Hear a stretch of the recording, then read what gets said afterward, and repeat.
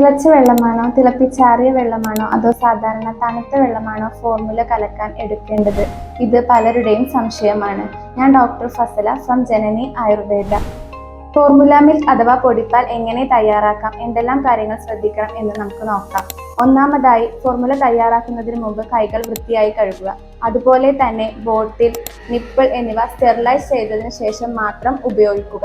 പ്രോപ്പറായി clean ചെയ്തില്ലെങ്കിൽ പലതരത്തിലുള്ള രോഗാണുക്കൾ ഉണ്ടാവുകയും അത് കുഞ്ഞിന് രോഗങ്ങൾ ഉണ്ടാകാൻ കാരണമാവുകയും ചെയ്യുന്നു. പ്രധാനമായും ശ്രദ്ധിക്കേണ്ടത് വെള്ളത്തിന്റെ ചൂട് തന്നെയാണ്. തിളച്ച വെള്ളത്തിലേക്ക് പൗഡർ നേരിട്ട് ആഡ് ചെയ്യുമ്പോൾ അതിന്റെ ന്യൂട്രിറ്റീവ് കണ്ടന്റ് നഷ്ടമാകുന്നു. തിളപ്പിക്കാത്ത വെള്ളമാകുമ്പോൾ അതിൽ പലതരത്തിലുള്ള രോഗാണുക്കളും കാണാം. അതുകൊണ്ട് തന്നെ തിളപ്പിച്ചാറിയ ഇളം ചൂടോടുകൂടി ഏകദേശം 70 ഡിഗ്രി സെൽഷ്യസ് ആണ് ഉത്തമമായി പറയുന്നത്.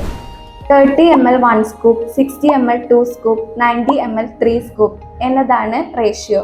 ഈ അളവ് കൃത്യമായിരിക്കാൻ എപ്പോഴും ശ്രദ്ധിക്കുക. ആദ്യം ബോട്ടിലേക്ക് വെള്ളം ആഡ് ചെയ്യുക. Then exact scoop of powder add ചെയ്യുക. പ്രോപ്പറായി മിക്സ് ചെയ്യുക.